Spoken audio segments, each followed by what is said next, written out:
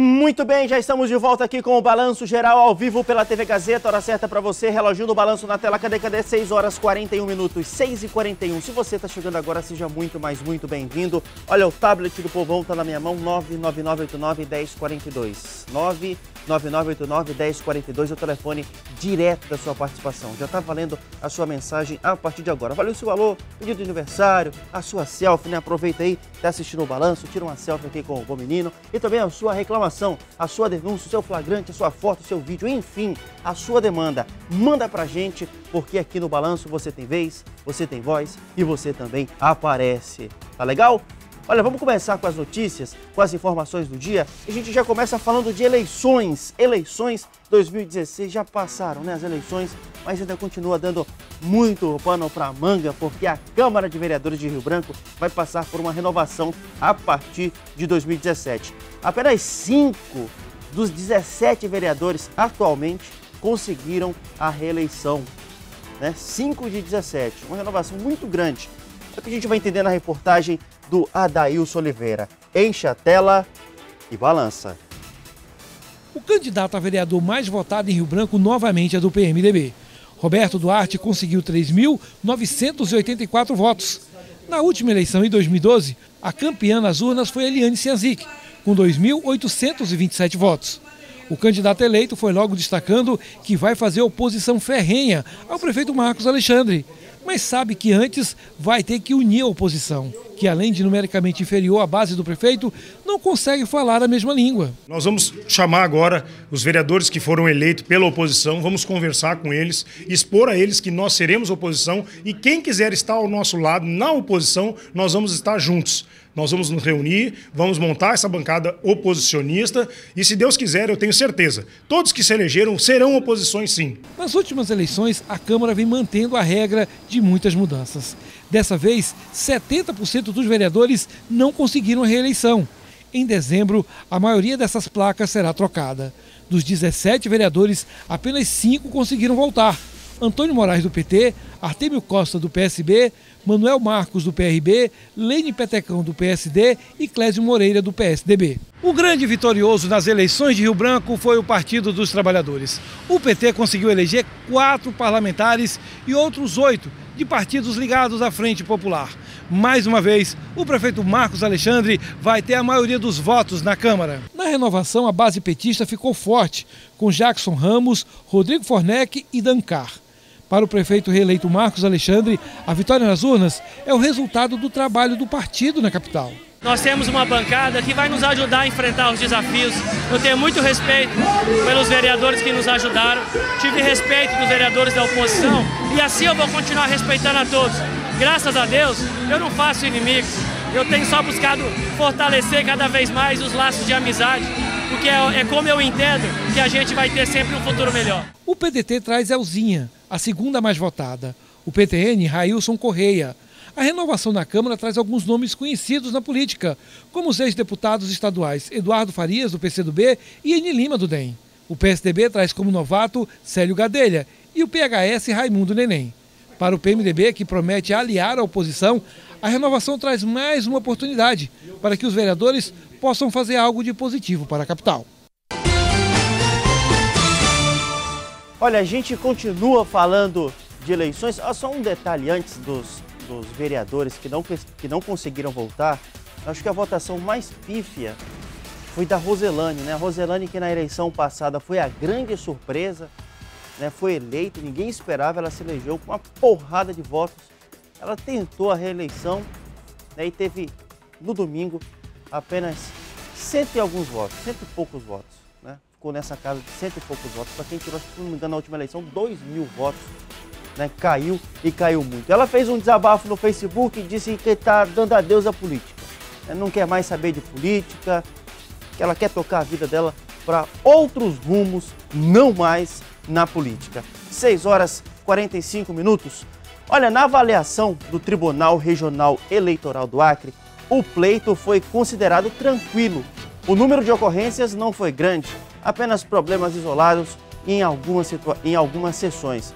Inclusive, nessa reportagem que a gente vai assistir agora, do Jardão Angelim, ele vai levantar aquele questionamento. Por que o camarada foi votar chegou lá, ele foi dado como morto. Por quê? O outro chegou lá para votar, a senhorinha chegou para votar, votou no lugar do cara. Aí esse cara foi lá votar, votou no lugar da velhinha. Aí lá em Brasileia também teve uma situação semelhante, né? O cara chegou para votar, não, já votaram no seu lugar. Por que isso aconteceu? É que a gente vai entender aqui na reportagem. Telão do Balanço. Enche a tela, reportagem do Jardel Angelim. E balança. A aposentada Nilda da Silva já estava há quase 3 horas esperando para votar. A sessão dela estava vazia, mas o problema é que ela não portava um documento de identificação com foto e só com o título de eleitor foi informada que não poderia exercer o seu direito de votar. A mulher mora há 1 ano no município do Bujari, distante 25 quilômetros da capital. Como não conseguiu transferir o seu domicílio eleitoral, continua votando em Rio Branco, nessa escola do bairro Universitário. Sem querer retornar para casa antes de votar, decidiu esperar o filho encontrar a identidade, que foi deixada em um hospital para uma consulta médica. A moça não aceitou porque não tinha identidade em mão, né? Aí eu só tinha o título, né? E tinha votado na eleição passada, mas não aceitaram. A presidente da sessão eleitoral informou que muitas pessoas precisam voltar para suas casas, porque esquecem esse tipo de documento. As pessoas que vierem só com título não vão conseguir votar? Não. Mesmo fazendo reconhecimento biométrico? Mesmo fazendo reconhecimento biométrico. E tu sabe dizer então para que serve o reconhecimento biométrico, já que precisa da identidade mesmo assim? Olha, eu não sei dizer, eu não sei qual é o objetivo do reconhecimento biométrico, mas essas são as nossas orientações. Eles passaram isso para vocês? Isso. Que teria que ser assim? Isso, documento oficial com foto. Nessa escola houve confusão. 2 eleitores tiveram a identidade trocada pelos mesários. A presidente da sessão tenta explicar o que aconteceu. Ela votou no lugar de uma outra pessoa. Só que isso já foi passado diretamente para o NAT, o juiz veio até o local.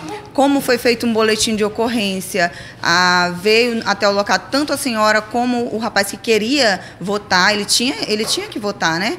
Então, eu fui instruída a liberar a cabine. Em Brasileia, um homem não pôde votar porque constava que outra pessoa fez isso no nome dele. Cheguei aqui, quando entreguei o documento, a mesária olhou e disse que eu já tinha votado, né? Sendo que eu tinha acabado de sair de casa. Mas nem só de contratempos foi esse 2 de outubro. Em alguns momentos, as sessões até tinham filas, mas no geral a votação foi rápida, uma vez que só havia 2 candidatos para escolher.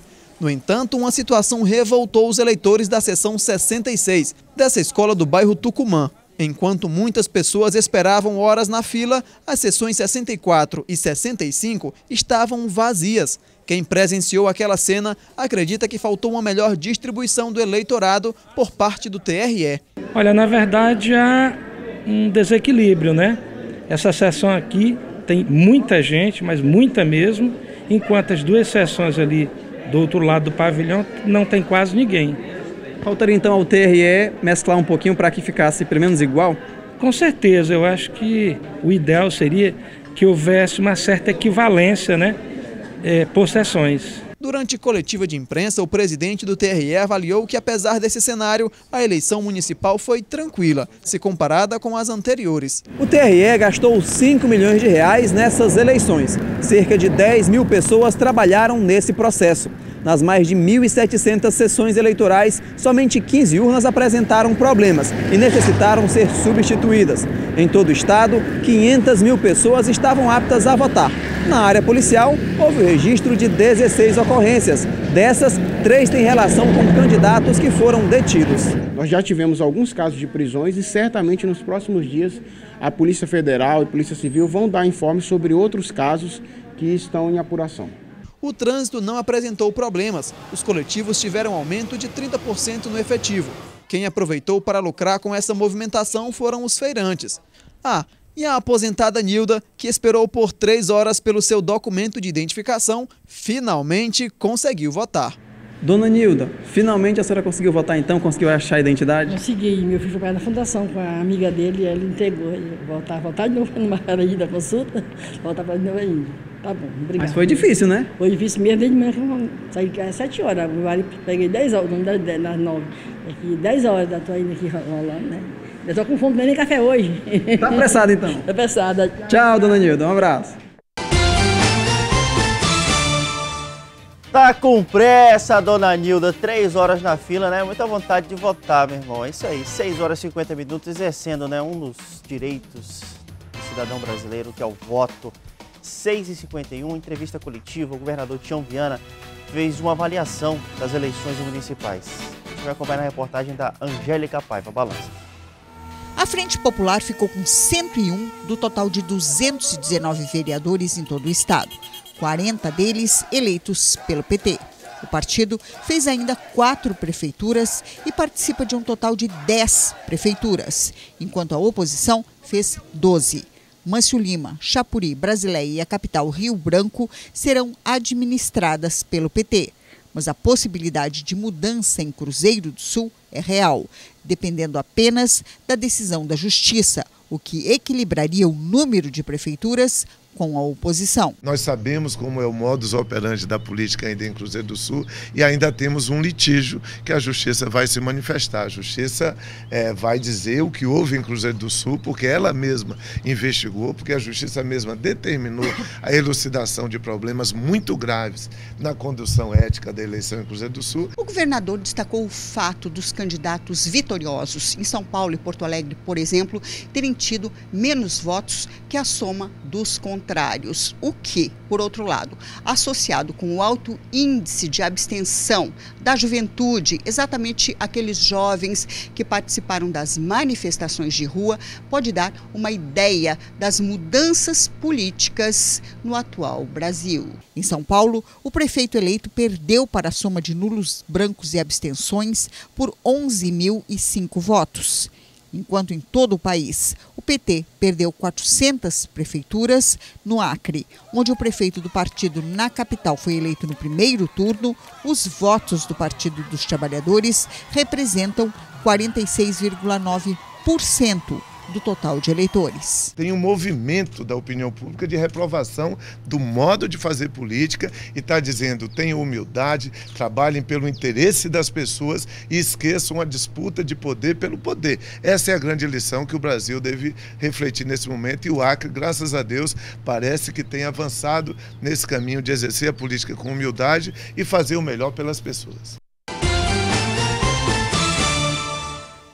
Tá aí, né, rapaz, esse ano realmente foi um grande prejuízo, né, para o PT em relação aos votos.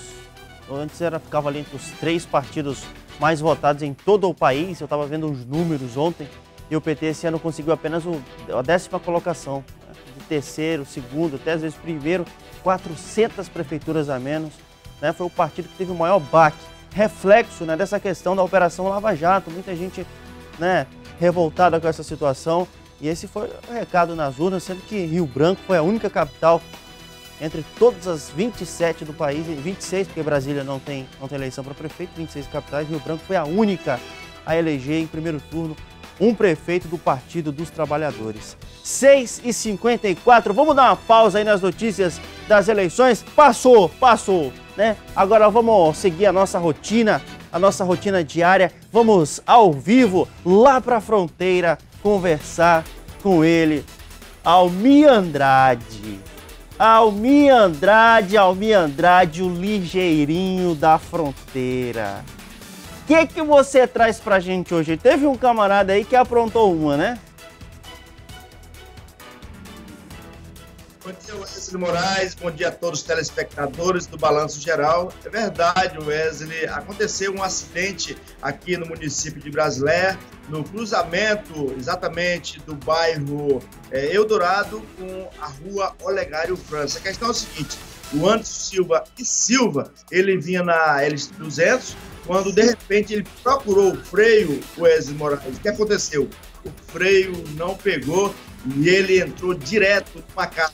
Ele arrebentou a cerca e passou direto dentro da casa. A primeira parede da frente realmente arrebentou, a parede foi bater exatamente lá no fundo da casa, exatamente lá na cozinha, e a sorte, este motorista, o Anderson Silva, ele não sofreu nenhum ferimento. Ali a parede é a parede da frente que o carro levou até a cozinha.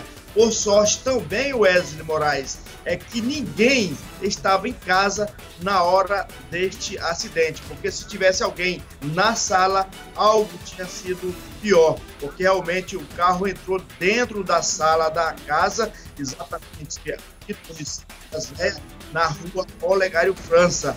Ele perdeu o controle, perdeu o freio e passou direto entrando dentro desta residência. Em seguida, o dono do carro, esse que você está vendo aí nas imagens, o dono do carro, o filho dele que aconteceu esse acidente. Ele foi até o local do acidente, esperou a proprietária da casa chegar para negociar.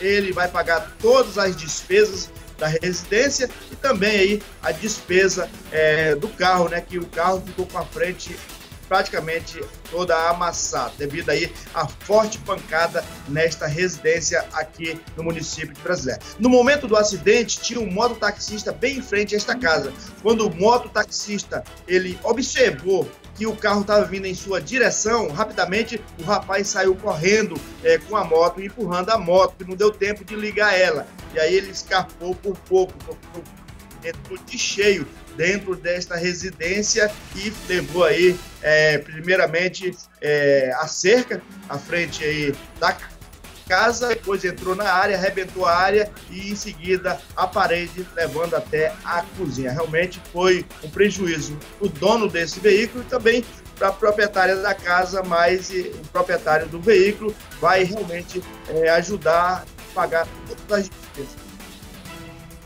Tá aí para você a imagem, 6 horas e 57 minutos, o Almir narrando e a gente mostrando aqui no balanço, né? Ficou muito destruído a casa, muito mesmo, né? Perdeu o freio então e foi arrebentar, só parou dentro dessa casa, por sorte, né?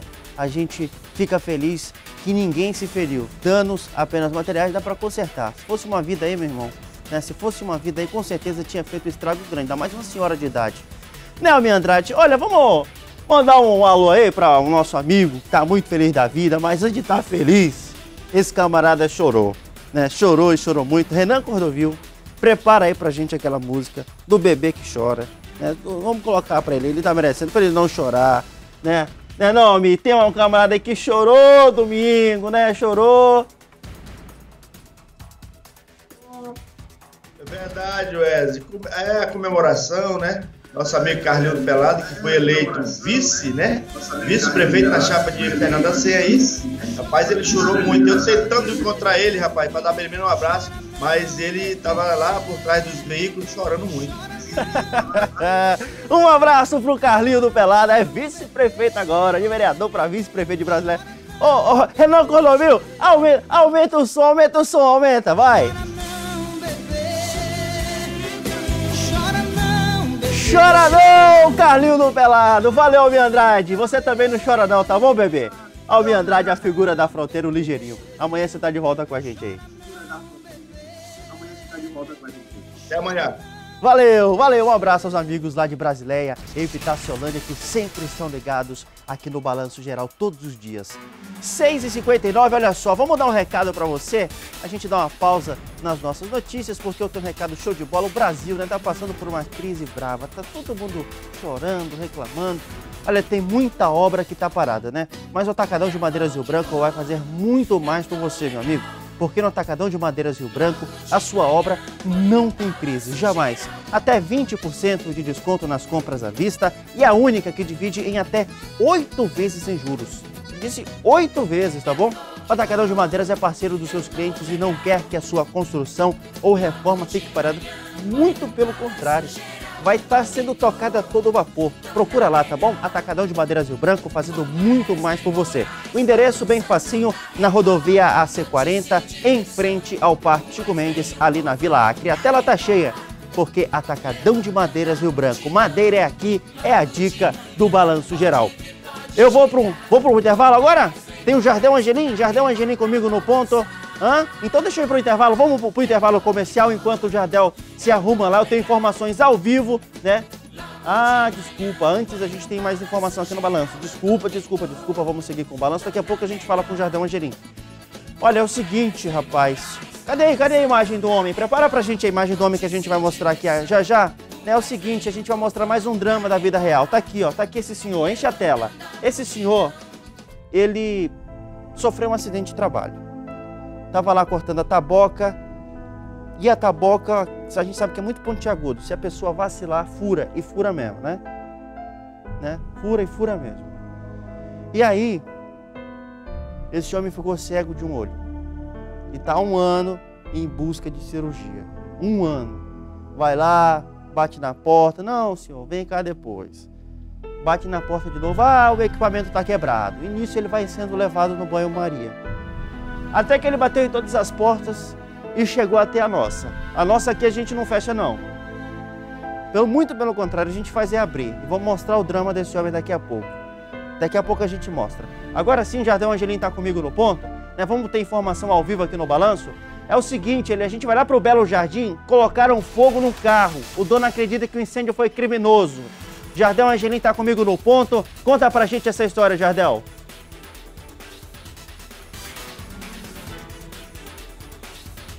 Exatamente, Wesley. Nós estamos na Travessa Flamengo, no bairro Belo Jardim, como você informou. E aqui aconteceu uma situação desse veículo que foi incendiado possivelmente por criminosos. Nós vamos mostrar aqui agora a situação do veículo. Eu vou andar aqui um pouquinho mais do Jair e mostrar que completamente destruído, totalmente destruído, portanto nada pôde mais se aproveitar aqui. E esse incêndio aconteceu na sexta-feira, mas aí o dono aqui dessa residência onde nós estamos só veio perceber depois. Eu estou aqui ao lado dele, que é o Wellington Leite, que inclusive chamou nós para mostrar essa situação. Como foi que isso aconteceu? Você tem conhecido? Não está em casa nesse momento? Na verdade, esse incêndio aqui é um criminoso, né? Como vocês podem ver. Eu não estava em casa, eu tinha saído. Minha mãe que me ligou, dizendo que quando eu cheguei e nem acreditei nessa situação. E o carro não é meu, carro de cliente. Eu não sei, já registrei a queixa, já tem 2 suspeitos, a polícia está seguindo investigações. Portanto, então você acha que é criminoso? Você tinha problema com alguém assim aqui no bairro, no Belo Jardim? A minha família já teve, né? No caso minha irmã já teve, aí a polícia está fazendo investigações. Vocês têm algum suspeito? Acreditam que pode ter sido alguém especificamente? Já tem 2 suspeitos já. Já foi informado isso para a polícia? Já foi informado, eles estão tomando as medidas certas. Bem, Wellington, você informou então que esse carro não é seu, você tem uma auto elétrica, estava trabalhando nele, e como é que ficou o proprietário desse veículo? Ele já foi informado certamente, e qual foi a reação dele ao receber essa notícia? Na verdade eu informei o rapaz que me entregou esse carro, né, que ele é um lanterneiro, né, o dono eu não sei quem é ainda no momento, eu já falei para comunicar o dono, estou aguardando aí ver a decisão, né, encaminhei tudo já na delegacia, estou só aguardando decisões. E aí então vocês esperam então que essa situação seja resolvida com a polícia e na justiça também? A gente está esperando da melhor forma possível, né? O carro não é meu, né? Estamos aguardando para ver, né? Da melhor forma possível. Não sei nem ainda no momento que vai acontecer ainda. Inclusive você já tinha até realizado o serviço, né? O serviço já estava terminado, o serviço de elétrica aqui, de autoelétrica. Estava pronto, eu mandei até o rapaz que vim buscar, que estava pronto já. E, infelizmente aconteceu essa tragédia, né? Bem, olha só, e as labaredas aqui foram tão altas. Vou pedir para o Jair entrar bem aqui em cima da gente aí. Aqui na casa, olha, quase também danifica a estrutura da residência e a parede. E a janela também que ficou um pouquinho preta ali, você pode perceber com essa situação do fogo que sumiu. Todo o veículo perdeu tudo, não vai evitar nada e agora eles esperam resolver essa situação. Qual seria o apelo então que você faria aqui para que essa situação fosse resolvida e para que novamente situações como essa não acontecessem aqui próximo ao seu bairro, no Belo Jardim e na sua residência? Falta de policiamento, né, nas ruas à noite, né, um posto policial para poder amenizar, porque isso aqui não quer dizer que vai resolver o problema, uma polícia vai pleno amenizava, né, isso não vai ser o primeiro nem o último caso que vai acontecer. Bem, então, conversei aqui com o Wellington Leite mostrando essa situação desse veículo que foi incendiado, uma F1000, e aí, é claro, perdeu-se tudo. Wesley, ao vivo aqui do Belo Jardim agora, com essas imagens do Jair Alves, eu volto com você. Valeu, Jardel, obrigado pelas suas informações e também o amigo aí que falou com a gente, teve esse prejuízo, né? Tava fazendo o conserto desse carro, olha só, fazendo o conserto desse veículo, quando pessoas, né, colocaram fogo nesse carro, não sobrou nada, já era. Esse veículo aí, meu irmão, só mesmo pro ferro velho, não dá para aproveitar mais nada, né? Ficou apenas o prejuízo, que a polícia possa chegar até o local. E também está feito o apelo, né, que possa ter mais policiamento na região do Belo Jardim. É uma região que carece muito de policiamento ali naquela área. Sempre a gente recebe a reclamação dos moradores do Belo Jardim, né, pedindo mais policiamento. Então fica o alô, aí o pedido para o 2º Batalhão da Polícia Militar para dar uma reforçada, né, para dar uma passada ali, para dar aquela sensação de segurança, para os moradores ficarem em paz. Né? Todo mundo precisa de paz, ainda mais nesse mundo tão violento que a gente está vivendo hoje em dia. 7h05, agora sim eu mostro para você, né, a situação de um homem que sofreu um acidente de trabalho, furou o olho, ficou cego e está nas mãos da rede pública de saúde em busca de uma cirurgia. Ele vai lá, bate na porta, manda voltar depois. Ele retorna, bate na porta, a máquina está quebrada. Enfim, toda vez é um discurso diferente. Nisso, já tem um ano, amigo, um ano, que esse homem tenta por uma cirurgia na rede pública. Quem conta essa história pra gente é a repórter Gislaine Vidal. Balança. Wesley, nós viemos aqui para o bairro Adalberto Aragão, em Rio Branco, para contar a história do seu Raimundo Nonato de Souza Hidalgo, que tem 56 anos de idade. Sofreu um acidente em agosto do ano passado no olho direito. E ele vai explicar para a gente como que foi, mas primeiro o motivo de nós virmos aqui para a casa dele. O seu Raimundo está esperando uma cirurgia há mais de um ano. A gente pode dizer assim porque o acidente aconteceu em agosto. O acidente foi de trabalho. Eu cortei uma ave e ela veio e bateu no meu olho. Aí de um mês em diante foi que cegou. Aí até agora eu vivo esperando por uma cirurgia até hoje. Então estou na espera. Moro longe, vivo na zona rural. Tenho família, tenho criança pequena e só está lá minha esposa e meus filhos. E eu preciso de um tratamento. No início, o senhor imaginou que o acidente não era tão grave porque o pedaço de bambu não acertou o olho, não perfurou, né? Na verdade, só bateu muito forte. Foi. E depois, com o passar dos dias, é que foi se agravando, né? Foi, com o passar do dia foi que foi inflamando, ficando vermelho, aí eu comecei a usar uns colírios, aí vim, passei no especialista, aí eles passaram uns colírios para mim, aí eu acho suspeito que foi esses colírios que cegou, porque eram vários colírios que eu já usei. E o olho esquerdo já está apresentando problema também? O olho esquerdo já está apresentando problema, já dói, já fica latejando, fica uma dorzinha assim, querendo inflamar mesmo o esquerdo, porque o direito já está perdido um ano já que está apagado e não consegui essa cirurgia. É uma série de dificuldades. Eu vou chamar aqui a Edilárdia, que é filha do seu Raimundo e que está recebendo essas ligações e que foi ela, inclusive, chega aqui para nós, Edilárdia, que comunicou a produção do nosso programa para socorrer, tentar de alguma forma intermediar essa conversa para ver se a gente consegue a cirurgia do pai. E que ligações você recebe, Edilárdia, em relação à situação de saúde? Quem está vendo isso é o Hospital das Clínicas, né? Sim, Gislaine, eles ligam, né, lá da central de agendamento de cirurgia, falando que vai ter, primeiramente, eles precisar fazer um exame.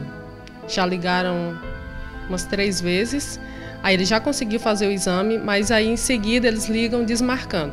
Sempre tem um motivo. Alguns motivos a gente já até entendeu, que foi caso de doença, do pai do médico, tudo bem. Aí por último, o último motivo que foi, segundo eles, o equipamento está quebrado.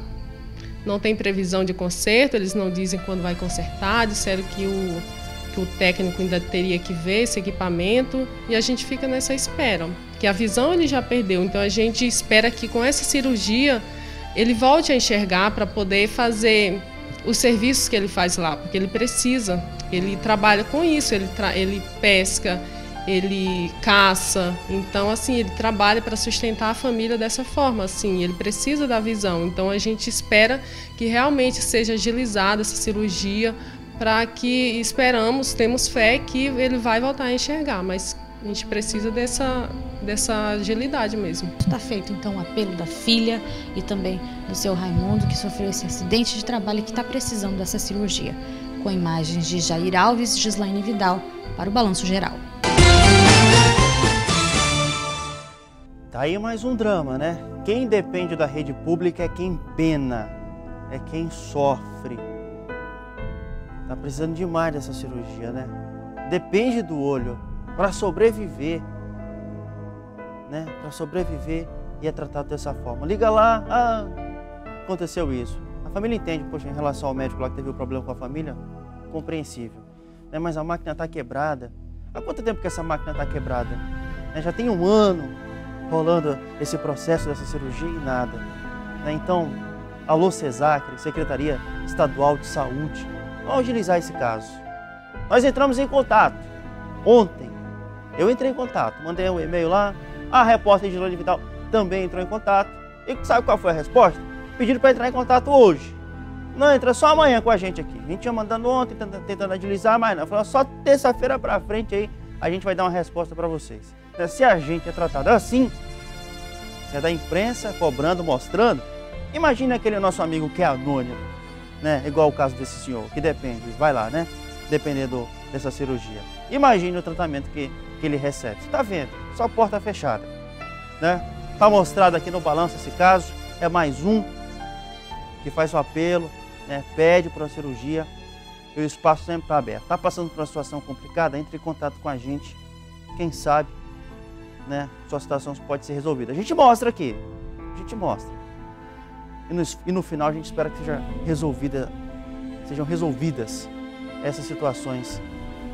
Né? Meu Deus, quanta gente sofrida, quanta gente precisa. Eu peço todo dia a Deus, é sério, eu não falo aqui de demagogia nem nada.